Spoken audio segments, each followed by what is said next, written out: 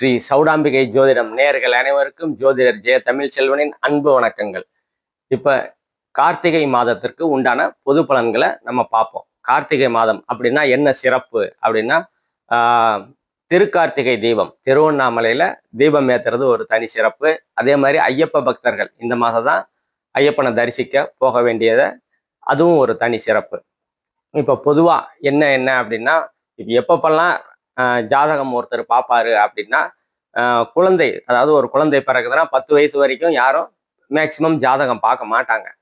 எப்போ பார்ப்பாங்கன்னா, அந்த குழந்தைக்கு ஏதாவது உடல் உபாதைகள் ஏதாவது இருந்ததுன்னா பார்ப்பாங்க. அதுக்கு பிற்பாடு எப்போ பார்ப்பாங்க,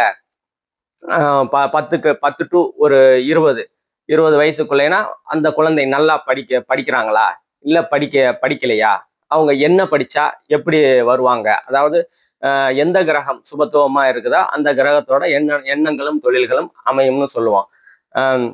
அதே மாதிரி எந்த பேஸ்ல படிச்சா அவங்க நல்ல உயரத்துக்கு போவாங்க, அதாவது நல்ல வேலை கிடைத்து நல்ல ஒரு திருமண வாழ்க்கை அமையும் அப்படின்ற மாதிரிலாம் கரெக்டா தெளிவா பார்க்க முடியும்.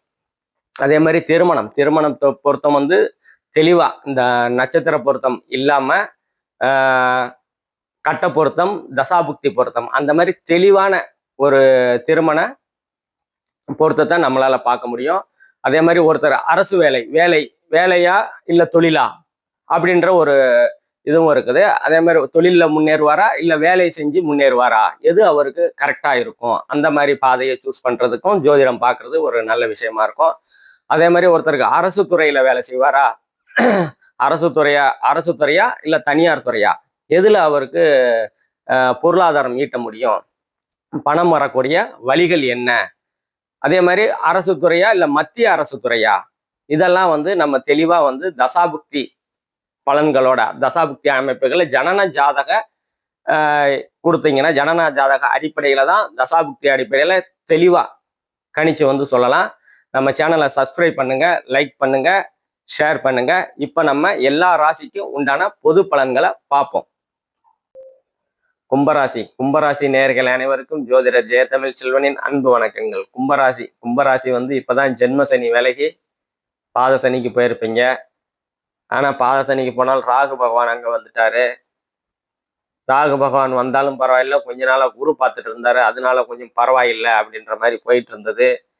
இப்ப வந்து குரு அதிசாரமாக போறாரு, மறுபடியும் உங்க ராசியை பார்க்க போறாரு. அதாவது உங்க ராசியையும் ராகு பகவானையும் பார்க்கறதுனால மறைமுக அதிர்ஷ்டங்கள் உங்களுக்கு கிடைக்க போகுது. நேரடி அதிர்ஷ்டம் கிடையாது, மறைமுக அதிர்ஷ்டம் கண்டிப்பா வந்து கிடைக்க போகுது. அதே மாதிரி 2ஆம் இடத்துல இருக்கிற சனி வந்து பொருளாதாரத்தை கொஞ்சம் குறைக்கத்தான் செய்வாரு. எதுலையும் காசு வந்து இதுல போடலாமா அதுல போடலாமா அப்படின்ற மாதிரி அமைப்புகள்லாம் இந்த காலகட்டத்துல யோசிக்காதீங்க. கொஞ்சம் நிதானமா செயல்படுறது உங்களுக்கு நல்லது காசு விஷயத்துல. அதே மாதிரி மூன்றாம் இடத்தை சுக்கிரன் 10 நாள் பார்ப்பாரு, அதுக்கப்புறம் இயல்பாத்தான் இருக்கும். அதனால இளைய சகோதரிகளால் அனுகூலங்கள், ஆதாயங்கள் உங்களுக்கு கண்டிப்பா கிடைக்கும். போன மாசம் வரைக்கும் தம்பி தங்கைகளுடைய பிரச்சனை இருந்திருக்கும், அந்த பிரச்சனைகள்லாம் இந்த காலகட்டத்துல சரியாகக்கூடிய ஒரு அற்புதமான தன்மைகளை கொடுப்பாங்க. அதே மாதிரி உங்க ராசிக்கு 5ஆம் இடத்துல குரு பகவான் வருவாரு. குழந்தை இல்லாதவங்களுக்கு குழந்தை கண்டிப்பா கிடைக்கக்கூடிய அமைப்புகள் இருக்கும். 5ஆம் இடம் தான் காதலை குறிக்கக்கூடிய இடம்.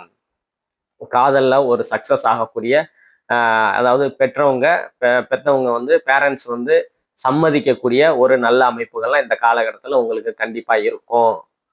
அதே மாதிரி அதிர்ஷ்டம் செயல்படக்கூடிய அமைப்புகள், ரொம்ப நாளா வேலை இல்லை, திருமணம் ஆகலை, தடையாவே இருக்குது, அதெல்லாம் வந்து தடைகள் உடைந்து உங்களுக்கு பாக்கியங்கள் கிடைக்கக்கூடிய, அதாவது அதிர்ஷ்டங்கள் கிடைக்கக்கூடிய ஒரு அற்புதமான சூழல்களா உங்களுக்கு இந்த காலகட்டம் அமைய போகிறது.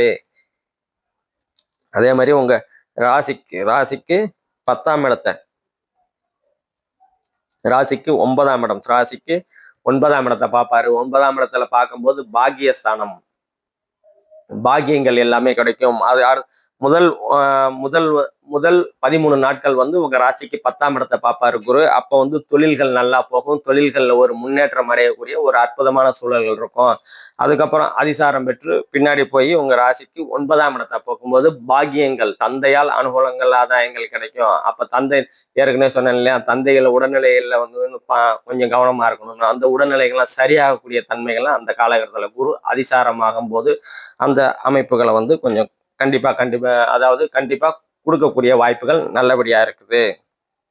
அதே மாதிரி உங்க ராசிக்கு 11ஆம் இடத்துல செவ்வாய் போகும்போது கொஞ்சம் சகோதரன் மூலியமா பிரச்சனைகள் கொஞ்சம், அதாவது கருத்து வேறுபாடுகள் இருக்கதான் செய்யும். அந்த குரு பகவான் 13 நாட்களுக்கு பின்னாடி போகும்போது அந்த கருத்து வேறுபாடுகள்லாம் மூத்த சகோதரிகளால் இருந்து வந்த கருத்து வேறுபாடுகள்லாம் குரு பகவான் வந்து அந்த கருத்து வேறுபாடெல்லாம் களையக்கூடிய தன்மைகள் நல்லா இருக்கும். அதனால மூத்த சகோதரனால் அனுகூலங்கள், ஆதாயங்கள் அதெல்லாம் வந்து கண்டிப்பா கிடைக்கக்கூடிய வாய்ப்புகள் உண்டு. அதே மாதிரி 12ஆம் பார்க்கும்போது ஏற்றுமதி, இறக்குமதி, வெளிநாடு யோகங்கள்லாம் வந்து இந்த காலகட்டத்தில் உங்களுக்கு கண்டிப்பா உண்டு. நம்ம பார்த்தது இப்ப எல்லாமே பொது பலன்கள் தான். துல்லியமான பலன்கள் வேணும் அப்படின்னா கீழே நம்ம நம்பரை கான்டாக்ட் பண்ணிக்கங்க. நன்றி, வணக்கம்.